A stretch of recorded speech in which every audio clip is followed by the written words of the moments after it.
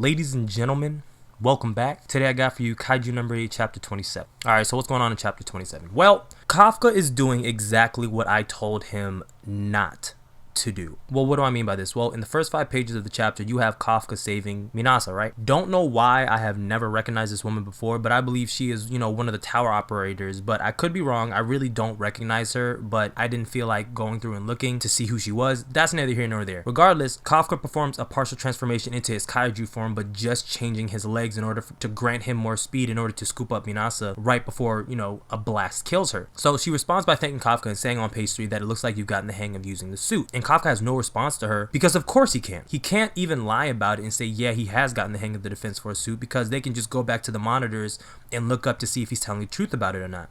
Because the suit's power output is measured in percentages, he is displaying a high level of speed right in front of the people who are clearly recognizing that this is beyond the normal speed capacity for humans in this universe. The only way that you can achieve something like that is one of 2 ways.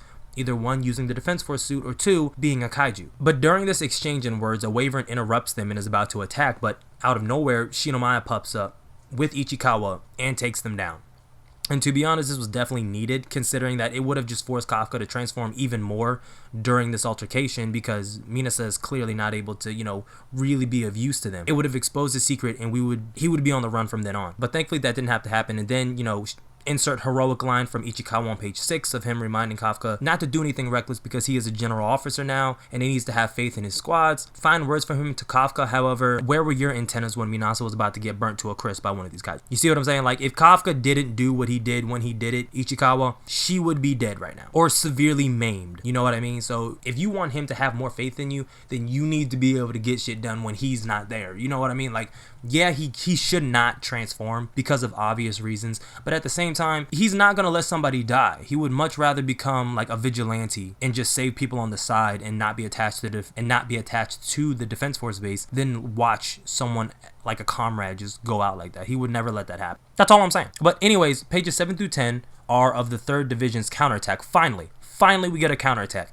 And what I mentioned in the previous chapter, the last video, chapter 26, is like, yo, where's everybody? Why has no one else showed up at this point? But here, pages 7 to 10, we finally get a counterattack from not just the 3rd, well, actually it is. It's from the 3rd Division, but it's from the extended 3rd Division, family. We're finally getting introduced to more new characters.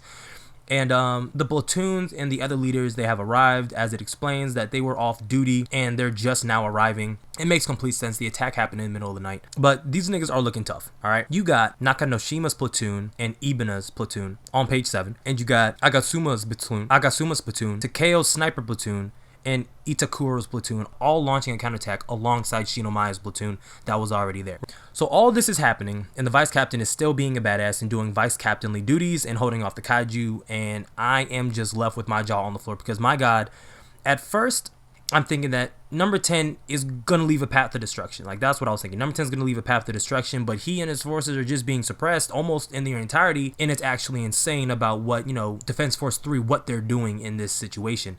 It actually has me rethinking my original theory regarding Defense Force 3 being the weakest of the defense forces at this point, because they deadass might be the strongest, because the remainder of the chapter is the vice captain handing number 10 his ass. Okay, he is just fucking this man up, just exposing every weakness of number 10, and it's just showing all of, Hoshina's big brain moves. At first I was thought like, okay, he's just uber strong, the vice captain, I mean. But it reveals on page 11 that Hoshina is actually cutting through the micro gaps in the shell. So Hoshina has confirmed 20/20 vision at this point. He is dropping limbs off of this man. Like, you can hear it as I'm talking about it. Like, the vice captain is nasty, okay? It's not even funny at this point. He is legitimately nasty. Just look, let's keep going. Okay, so at this point I'm like, so he can't get any more badass, right? Wrong. Turns out that's just a diversion, okay? He can easily cut through number 10, and we see just that as he lobs off this man's head, both arms. And now you think, this is effective, but no, because kaijus can regenerate. And the only way to defeat a kaiju is by destroying its core. Well, these humanoid kaijus possess really small cores, as mentioned on page 17, but let's talk about this man's named attacks. We get to see of his own Hoshina style sword technique. Technique number 2, cross slasher, technique number 4, wild slasher, technique number 6, eightfold slash. Now this last technique he did is monstrous, okay? The level of precision it took for him to hit the core is impressive. They trade blows back and forth as number 10 seems to just be powering up each and every time. Hoshina gets a final hit in on number 10 and begins to do this bubbling shit while he's building up power in his body. Y'all know what I'm talking about. One of two things are coming from this. Either one, he's about to let loose another massive finger pistol. I still don't know what the point is about that. You know, it is what it is. It's just an attack. I'm not going to nitpick it that much.